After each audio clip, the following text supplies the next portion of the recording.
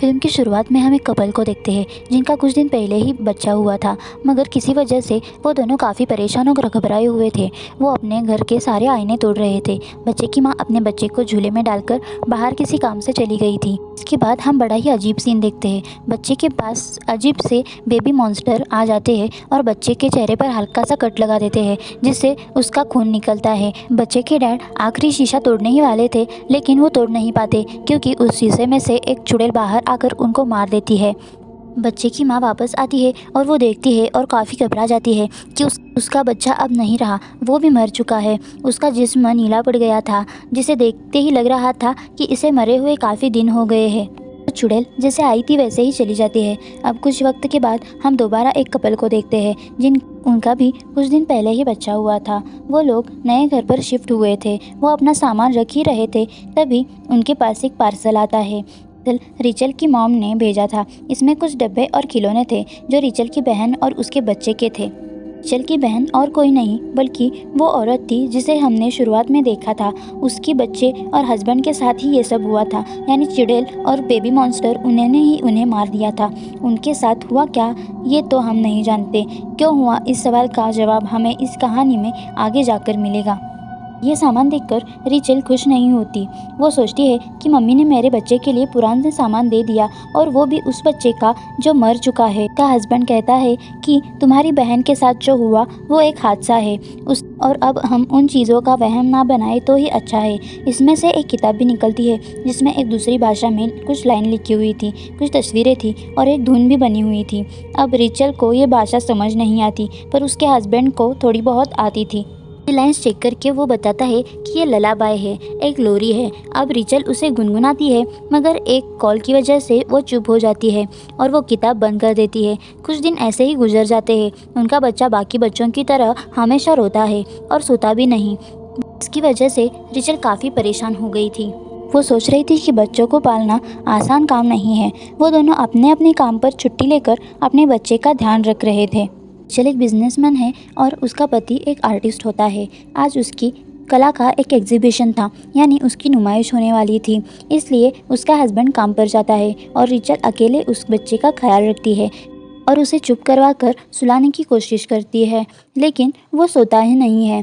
फिर जब वो उसके लिए बेडशीट निकालने जाती है, उसे वो किताब मिलती है। उसे रिचल जैसे ही गुनगुनाती है, उसका बच्चा शांति से सो जाता है। उसके हस्बैंड लौट के आने के बाद रिचल उसे भी बताती है, तो वो भी खुश हो जाते हैं। उसके बाद वो दोनों सो जाते हैं। उनके बगल में ही टीवी स्क्रीन रखी हुई थी जिसमें बच्चे की कमरे की वीडियो चल रही थी।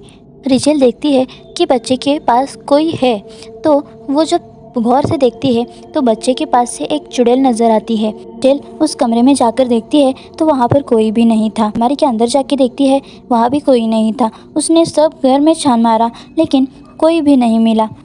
रिचल जब बेबी स्क्रीन फिर से देखती है तो उसे लगता है कि ये ख़राब हो गई है, इसलिए वो उसे कचरे में फेंक देती है। उसके बाद जब वो बाहर आती है तो उसे हर जगह हलचल दिखाई देती है। वो पूरे घर को चेक करती है, लेकिन उसे कुछ भी नहीं मिलता। फिर जब वो अपने आप को शीशे में देख रही होती है, तभी हम उसके पीछे चुड़ैल को देख पाते हैं। इसके बाद उस टूटे हुए शीशे पर और भी दरारें आने लगती है। उसके हस्बैंड जब नहा रहे थे तो रिचल उनके पास चली जाती है, पर तभी उसके हस्बैंड को आईने में वही चुड़ैल दिखाई देती है, जिससे वो काफ़ी डर जाता है और रिचल को धक्का देता है, जिससे रिचल काफ़ी नाराज़ हो जाती है। इसके बाद वो जाती है नई बेबी स्क्रीन लेने, और वहाँ उसे अचानक अंधेरा दिखाई देता है, साथ ही साथ वो चुड़ैल भी जो रिचल को डरा रही थी। उसे देखकर रिचल बहुत ज़्यादा डर जाती है। इसका मतलब था कि इनके घर में कुछ अजीबोगरीब होना शुरू हो चुका था, जो सिर्फ घर पे नहीं बाहर भी हो रहा था। अब वो जो चुड़ैल थी वो शीशे के अंदर से ही रिचल और उसके बच्चे पर नज़र रखे हुई थी, और शीशे की दरारें भी बढ़ती जा रही थी। अब रिचल को उसके बच्चे के कमरे से उसके रोने की आवाज़ें आ रही थी, मगर हैरत की बात यह है कि उसके पास ही उसका बच्चा सोया हुआ था।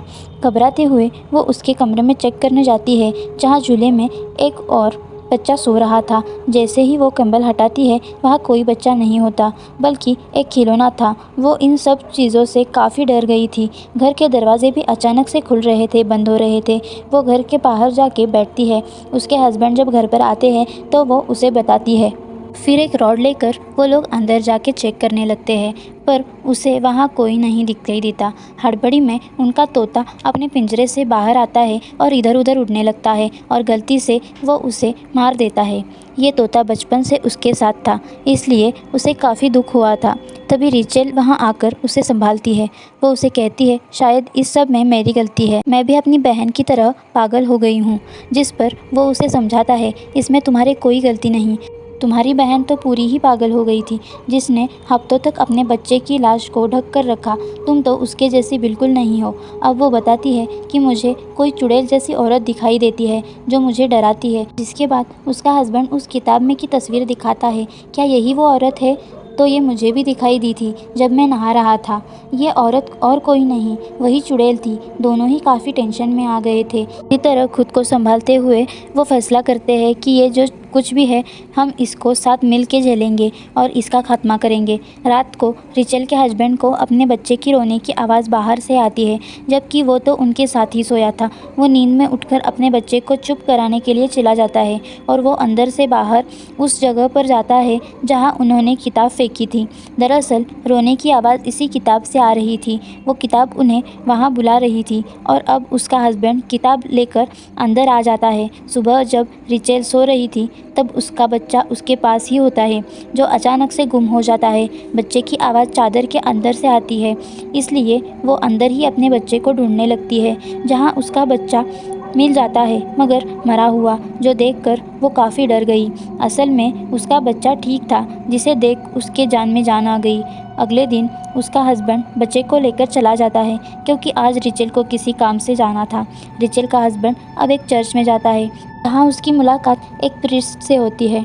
दूसरी तरफ रिचेल एक मेंटल हॉस्पिटल में जाती है, जहाँ उसकी बहन थी। रिचेल का हस्बैंड उस प्रीस्ट को सब कुछ बताता है। इन चीज़ों का उन्हें सामना करना पड़ता था, और वो किसी एग्जॉर्सिस्ट के बारे में भी पूछता है, जो भूत प्रेत को कंट्रोल करने के माहिर होते हैं, ताकि उन्हें कोई मदद मिल सके। ये सब सुनकर वो प्रीस्ट बोलती है, ये सब पूछती रिचेल की बहन भी आई थी, और अब वो उस किताब को देखकर उस किताब के बारे में बताने लगती है। उधर रिचेल भी अपनी बहन को सब बता देती है, जिसे सुनकर वो कहती है, क्या तुमने वो ललाबाई तो नहीं गाई?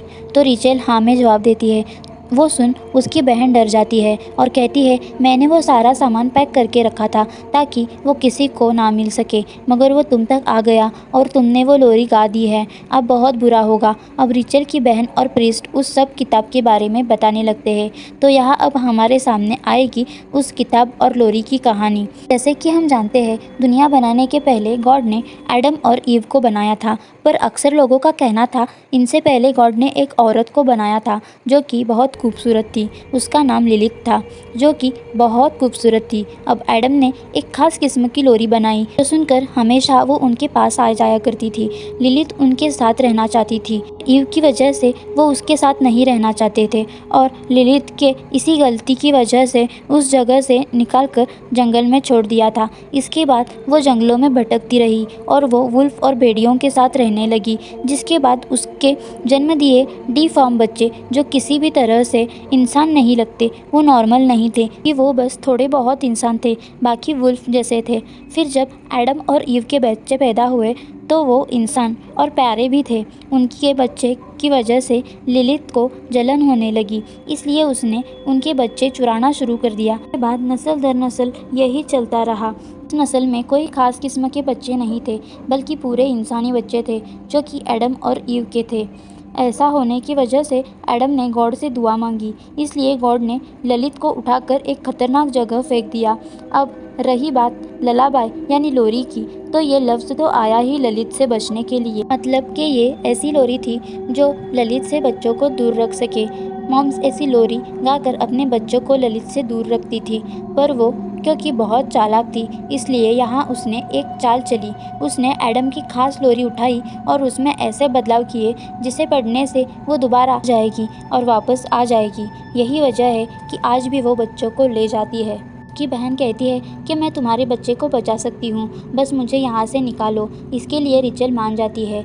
उधर रिचल का हस्बैंड उस प्रीस्ट से मदद मांगता है, जिस पर वो कहती है ये सब कहानियाँ हैं, झूठी दास्तान है, मैं इसमें तुम्हारी कोई मदद नहीं कर सकती। जो सुनकर गुस्से में उसका हस्बैंड वहाँ से चला जाता है। के बाद वो देखता है बाथरूम के सारे नल खुले हुए होते हैं, पानी बह रहा होता है। वो अपने बच्चे को कमरे में छोड़कर नल बंद करने जाता है। बाहर उसका बच्चा अकेला था, जहाँ तभी उसके पास बेबी मॉन्स्टर आता है, जो और कोई नहीं लिलिथ के बच्चे हैं, जो शुरुआत में बच्चे के पास हमला करने के लिए आए थे। जिसने बेबी के फेस पर कट लगाया था वो और कोई नहीं लिलिथ का ही बच्चा था, क्योंकि ये भी दरअसल इंसान के बच्चों को पसंद नहीं करते थे और वो रिचल के बच्चे के सामने शीशे का बर्तन तोड़ देते हैं, जिससे कि उसे किसी भी वक्त कट लग सकता था। बाथरूम में भी रिचल के हस्बैंड को लिलिथ की झलक दिखाई देती है। बच्चा उस कांच को हाथ लगाने ही वाला था कि उसकी बहन और रिचल आके उसे ऐसा करने से रोक लेते हैं। उसके साथ उसकी बहन होने के कारण उसका हस्बैंड पूछता है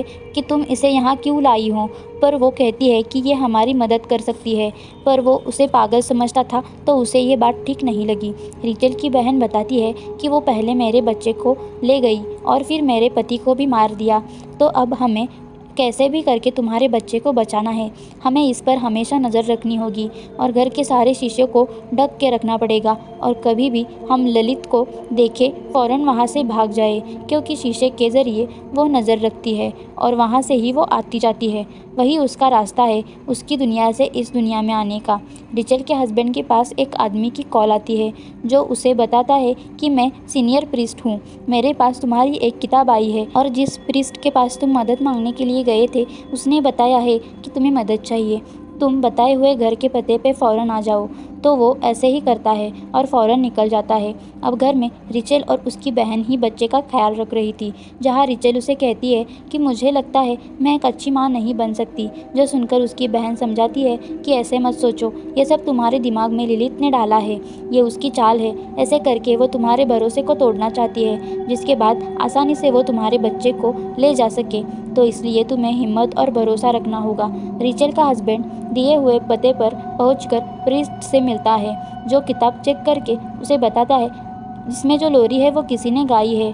तो वो कहता है हाँ, मेरी वाइफ रिचेल ने गाई थी। प्रीस्ट कहता है इसी वजह से तुम्हारा बच्चा लिलिथ की नज़र में है। सबसे पहले तुम्हारे बच्चे को लिलिथ से बचाना है, और हाँ, वो सीधे बच्चे को नहीं ले जाती। उसका प्रोसेस एक रिचुअल जादू की तरह है, जिसे पूरा करने वो बच्चे तक पहुंच सकती है। इस रिचुअल में 3 स्टेप्स होते हैं, जिनके पूरा होते ही इस दुनिया का दरवाज़ा खुल जाता है और वो आ जाती है। पहला स्टेप था उस लोरी को गाना।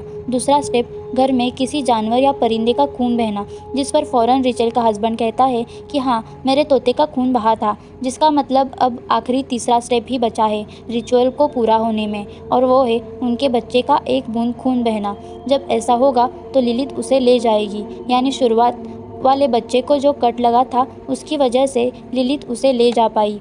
और ये सब कोई नहीं लिलिथ के बच्चे करते हैं। उन्होंने रिचल के बच्चे के सामने भी कांच का बर्तन इसीलिए तोड़ा कि उसका खून बहे और रिचुअल पूरा हो जाए, ताकि लिलिथ उसे ले जा सके। अब प्रीस्ट उसके खास किस्म की मोमबत्तियाँ और एक दुआ लिखकर उसे दे देता है।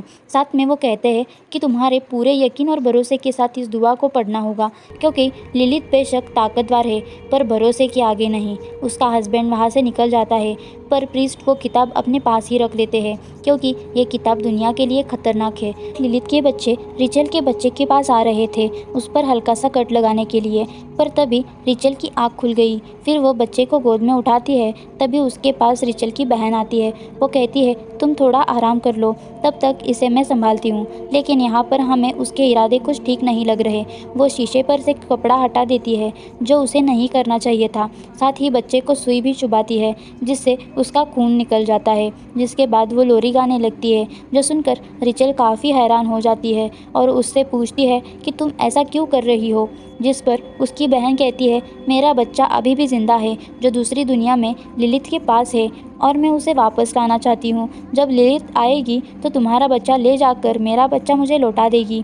और हाँ, मैंने ही वो किताब सामान में रख कर तुम्हारे पास भेजी थी जब से तुम्हारा बच्चा पैदा हुआ था। इसी वक्त का इंतज़ार कर रही थी, जिससे साफ जाहिर था कि उसकी बहन ही उसकी दुश्मन बन गई थी। को अपनी बहन का ये रूप देखकर बहुत गुस्सा आ गया था, इसलिए वो उस पर हमला कर देती है। उनकी हाथापाई हो रही थी कि तभी लिलित आकर रिचल के बच्चे को अपने साथ ले जाती है। इसके बाद रिचल की बहन आकर उसे शीशे में खींच कर ले जाती है, जो दरअसल उसे लिलित की दुनिया में ले आई थी।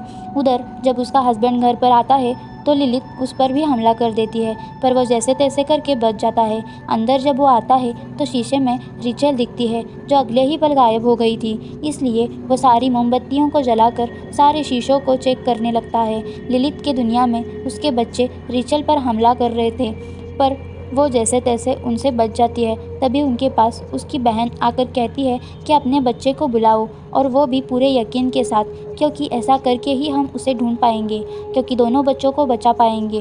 अब जैसे ही रिचल अपने बच्चे का नाम लेती है तो उसे उसी वक्त उसका आवाज़ आने लगता है, जिसका वो पीछा करती है। लिलित भी रिचल के हस्बैंड पर हमला करने आती है और उन मोमबत्तियों को भी बुझा देती है, मगर जब वो दुआएं पढ़ने लगता है, वो भी पूरे यकीन के साथ, तो वो मोमबत्तियाँ दोबारा से जल जाती है। इस वजह से लिलित वहाँ से चली जाती है। उधर रिचल एक कमरे में आती है, वहाँ उसे उसका बच्चा भी मिल जाता है, पर तभी लिलित वहाँ आकर उस पर हमला करके बच्चे को उससे छीन लेती है।